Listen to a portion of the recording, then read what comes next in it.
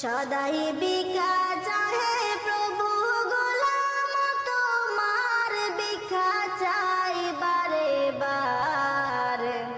আল্লাহ তুমি ক্ষমা কর।